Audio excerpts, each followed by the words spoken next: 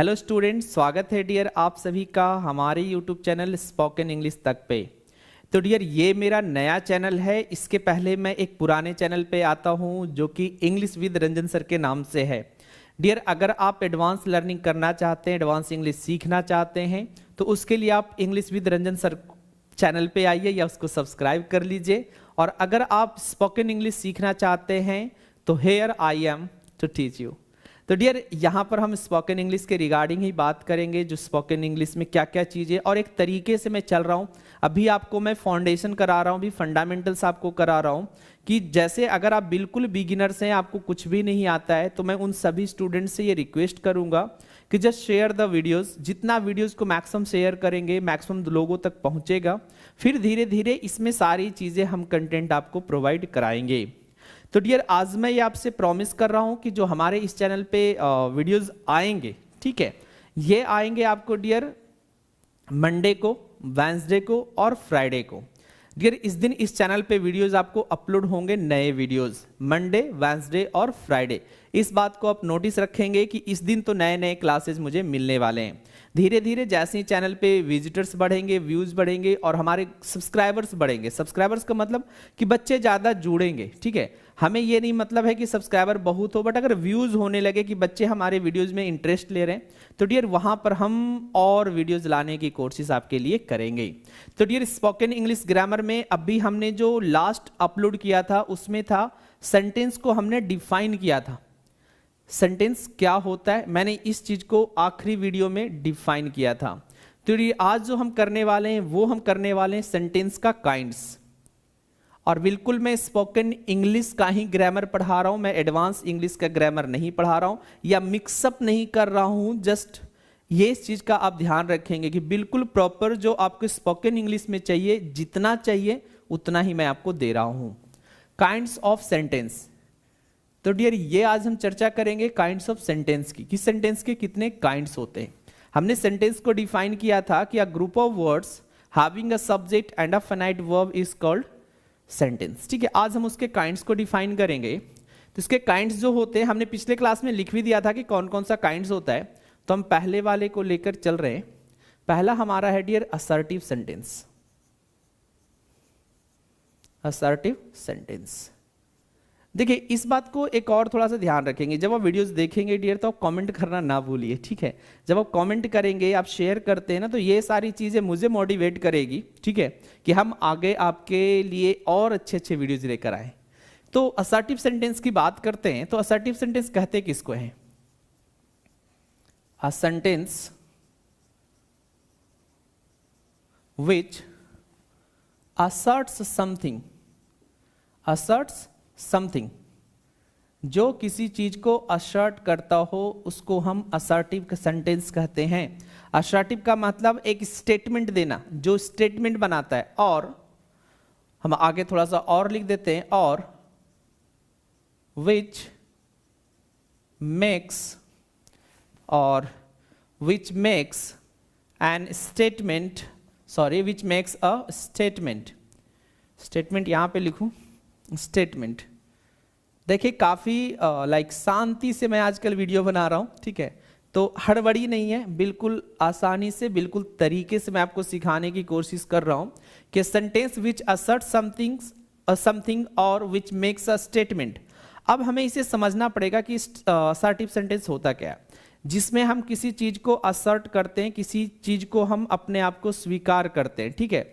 अब स्वीकार करने का मतलब कि अगर हमने कोई काम नहीं किया है, अगर हम किसी को बोल रहे हैं कि मैंने ये काम नहीं किया है, इट मीन्स ये चीज आप स्वीकार कर रहे हो। काम का ना करना आप स्वीकार कर रहे हो, ठीक है। काम के करने को आप इनकार कर रहे हो, लेकिन काम का नहीं करना आप स्वीकार कर रहे हो कि मैंने ऐसा नहीं किया है। ये सेंटेंस मैं इसलिए बोल रहा हूं कि असर्टिव के अभी हम काइंड्स भी देखेंगे, ठीक है। अब थोड़ा सा और स्पोकन इंग्लिश के लिहाज से थोड़ा मैं और आगे लिख दे रहा हूं, पॉजिटिव और नेगेटिव, पॉजिटिव और नेगेटिव स्टेटमेंट, ठीक है। पॉजिटिव और नेगेटिव स्टेटमेंट, वो स्टेटमेंट कैसा हो सकता है? विच मेक्स अ स्टेटमेंट्स, आगे थोड़ा सा और अच्छा ही कर देता हूं, मैं इसको ऐड कर देता हूं, which is which is a positive और अ नेगेटिव स्टेटमेंट। जो स्टेटमेंट होता है वो कैसा हो सकता है, वो पॉजिटिव स्टेटमेंट हो सकता है, वो नेगेटिव स्टेटमेंट हो सकता है। ठीक है, अब जरा सेंटेंस देखिए, एग्जाम्पल्स देखिए और फिर समझने की कोशिश करिए। अगर मैं लिखता हूं she is my student, she is my student, वह मेरी छात्र है। अब यहां पे कहने का मतलब है कि हम इसको पॉजिटिव स्टेटमेंट दे रहे हैं कि वह मेरी छात्र है। अगर हम बात करें she is not my student, she is not my student, अब ये सेंटेंस क्या कर रहा है कि वह मेरी स्टूडेंट नहीं है। इट मीन्स कि हम आगे वाले को ये कह रहे हैं कि भाई वो मेरी स्टूडेंट नहीं है, हम नेगेटिव स्टेटमेंट दे रहे हैं। तो आइदर मतलब या तो पॉजिटिव स्टेटमेंट हो सकता है या नेगेटिव स्टेटमेंट हो सकता है। इन दोनों को हम क्या कहते हैं, असर्टिव सेंटेंस कहते हैं। मतलब पॉजिटिव सेंटेंस हो या नेगेटिव सेंटेंस हो, इन दोनों को कंबाइन रूप से हम असर्टिव सेंटेंस कहते हैं। और एग्जांपल्स करने की कोशिश करेंगे हम। We were there, we were there, हम लोग वहीं थे। तो ये हम असर्ट कर रहे हैं कि हम लोग वहीं थे, स्वीकार कर रहे हैं, पॉजिटिव मीनिंग दे रहा है। नेक्स्ट लिख देंगे वी वर नॉट देयर, हम लोग वहां नहीं थे। तो ये नेगेटिव स्टेटमेंट दे रहा है कि भैया हम लोग वहां पर मौजूद नहीं थे। तो यहां से सिंपल कंक्लूजन ये आप निकाल सकते हैं कि any sentence which has negative meaning और a positive meaning is considered to be assertive sentence. उसको हम क्या कहेंगे, असर्टिव सेंटेंस कहेंगे। Any sentence that has a negative meaning और a positive meaning is considered to be a assertive sentence. I hope मैं English अपने sentences में अपने लैंग्वेज में हमेशा यूज करता रहूंगा। इसका रीजन मैं दूंगा कि स्टार्ट तो मैं कर रहा हूं, but I would I want you to use English in your language. मैं चाहूंगा कि आप अपने सेंटेंसेज में इंग्लिश यूज करें, क्योंकि बहुत सारे मैं क्या बोल नहीं सकता ज़्यादा, तो फिर लोगों कहते हैं कि सर बुराई कर रहे हैं। मैं बुराई नहीं कर रहा हूँ, that is a fact.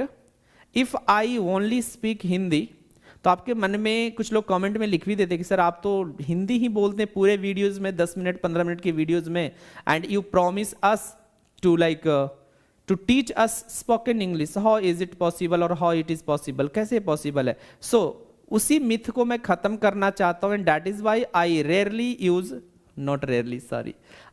Use Hindi. ठीक है, मैं कोशिश करता हूं कि स्टार्टिंग से मैं आपको इंग्लिश में बोलूं तो आप थोड़े से मोटिवेटेड हो कि हाँ सर अंग्रेजी बोलते, now he can teach us English, he can teach us spoken English, he can teach us how to speak English.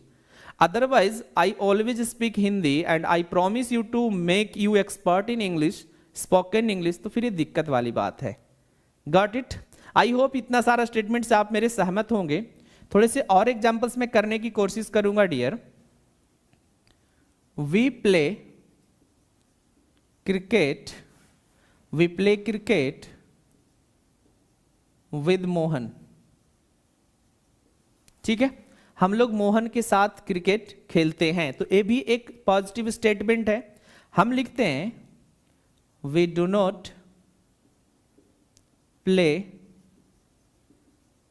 Cricket with Mohan.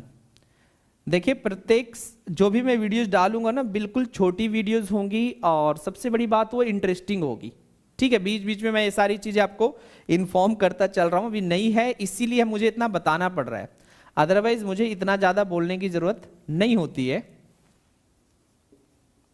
She can beat you, तो ये भी हमारा पॉजिटिव सेंटेंस है, वह आपको पीट सकती है। हिंदी में सभी का बोलते चल रहा हूं। And she can not beat you. ना इस कैन नॉट को थोड़ा ध्यान रखेंगे कि हम इसको अलग अलग नहीं लिखते हैं, जैसे हम अदर जगह लिख रहे हैं, वर नॉट लिख रहे हैं, इज नॉट लिख रहे हैं। ठीक है, तो हम ऐसे कैन नॉट को नहीं लिख सकते, जैसे यहां पे हमने डू नॉट लिखा है वैसे कैन नॉट को हम नहीं लिख सकते हैं।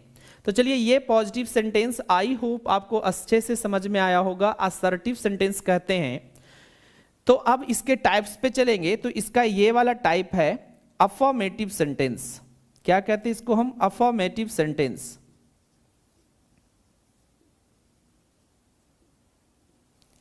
तो पहला है आपका अफर्मेटिव सेंटेंस, तो यहीं से मैं निकाल करके लाने वाला हूं द पॉजिटिव सेंटेंस,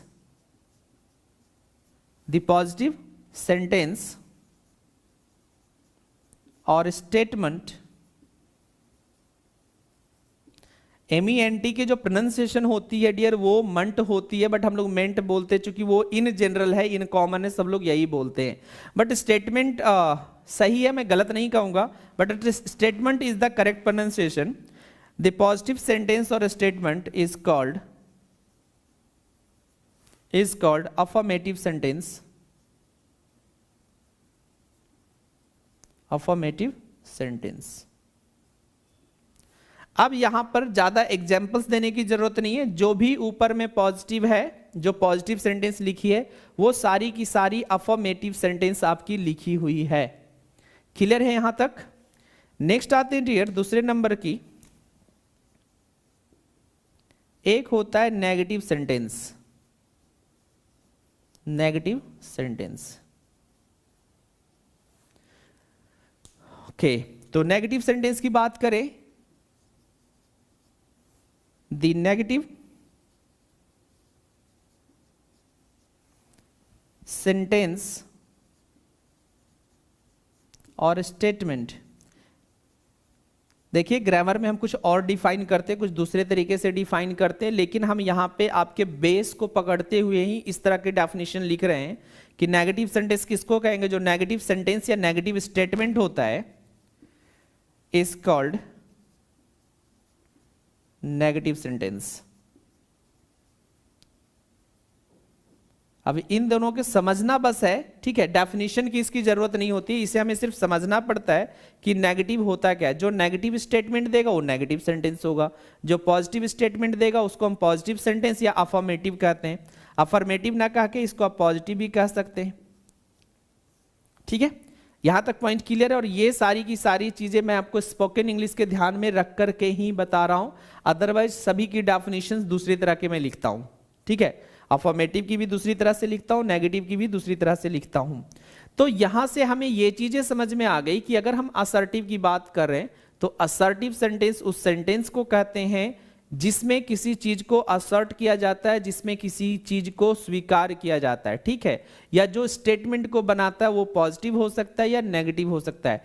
सारा कुछ मैंने शॉर्टर रखने की कोशिश करी है कि जो आपको आसानी से समझ में आ जाए। डियर प्रत्येक वीडियोज में हम आपको अलग अलग सेंटेंस के बारे में बताएंगे, अलग अलग सेंटेंस टाइप्स के बारे में बताएंगे, ठीक है? क्योंकि अगर हम ज्यादा डिटेल करेंगे एक ही वीडियोज में आप इंटरेस्ट खो देंगे, और मैं नहीं चाहते हैं कि आप इंटरेस्ट खो दो। क्लियर है? चलिए, तो इतना ही है इस वीडियो में। आज हमने डिफाइन किया असर्टिव सेंटेंस को, नेक्स्ट हम इंटरोगेटिव सेंटेंस को डिफाइन करेंगे और बिल्कुल डिटेल में मैं आपसे बातें करता चलूंगा।